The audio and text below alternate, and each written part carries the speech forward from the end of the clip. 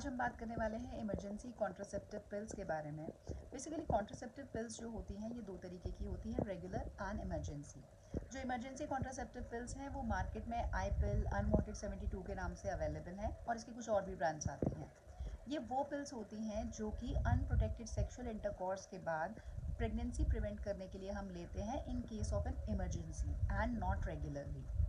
अब ये पिल्स जो होती हैं कैसे लेनी होती हैं, ये कॉन्ट्रासेप्टिव पिल जनरली अनप्रोटेक्टेड सेक्सुअल इंटरकॉर्स के इमीडिएटली बाद आपको लेनी है।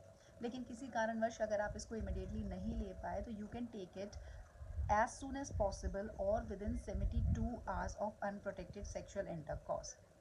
लेकिन अगर आपको दवा लेने के बाद उल्टी हो जाती है या फिर 2 घंटे के अंदर ही आपको वॉमिटिंग हो जाती है तो ये दवा आपको रिपीट करनी है।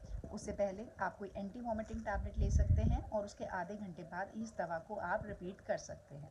लेकिन कोशिश करिए कि ये दवा आप खाना खाने की इमीडिएटली बाद लें, जिससे कि नॉज़िया और वॉमिटिंग के चांसेस थोड़े जो हैं वो कम हो जाएं। अब आप ये पूछेंगे कि ये ड्रग जो है एक्चुअली काम कैसे करती है।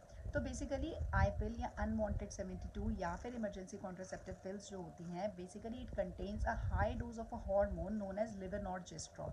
ये लेवोनॉर्जेस्ट्रॉल हार्मोन हमारी बॉडी में 3 तरीके से काम करता है जब हम इसे हाई डोज में लेते हैं। पहला, ये हमारी अंडेदानी यानी कि ओवरी में एग को जो है नहीं बनने देता, और अगर एग बना भी होता है तो रिलीज़ नहीं करने देता।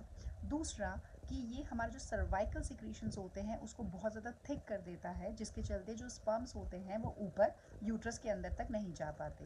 एंड तीसरा, इन केस अगर स्पर्म और जो एग होता है ये मिल जाए और फर्टिलाइज हो जाए तो ये इनको यूट्रस के अंदर इम्प्लांट नहीं होने देता। इस तरीके से ये प्रेगनेंसी को प्रिवेंट करता है। अब आप पूछेंगे इसका फेलियर रेट क्या है। तो देखिए, अगर आपने ये दवाई within 72 hours of unprotected sexual intercourse लिया है तो it can protect pregnancy in case up to 80 to 90% of the cases.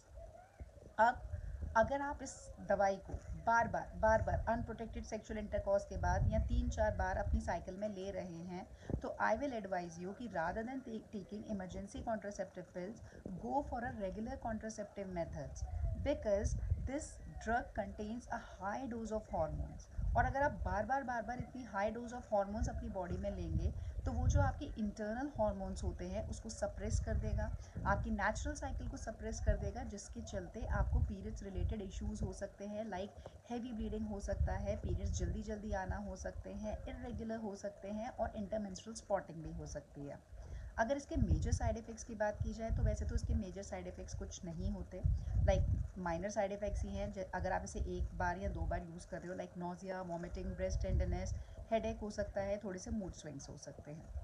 अब बात आती है कि हमें इसको यूज़ कब करना है। देखिए, इन case of unprotected sexual intercourse you can definitely use it, in case of emergency not every time. दूसरा, अगर आप कॉन्डोम यूज़ कर रहे थे और अचानक से आपका कॉन्डोम स्लिप ऑफ हो गया या कॉन्डोम ब्रेक हो गया during the act of coitus तो आप इसे यूज़ कर सकते हैं। तीसरा पॉइंट, कि अगर आप कोई सर्वाइकल डायफ्राम यूज़ कर रहे थे या तो वो स्लिप हो गया तो आप इसको यूज़ कर सकते हैं।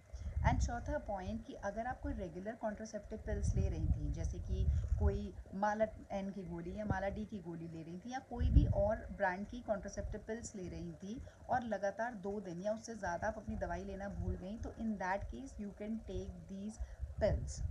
Now at the end of this session my advice to you people is कि इमरजेंसी कॉन्ट्रासेप्टिव पिल्स सिर्फ इमरजेंसी के लिए हैं। It can be use by all the age groups safely, पर 1 या 2 pill in case of emergency is fine, but इसको बार बार लेना can be harmful to you. First thing. Second thing is that go to your gynecologist, ask for some good contraception and follow that. Thank you.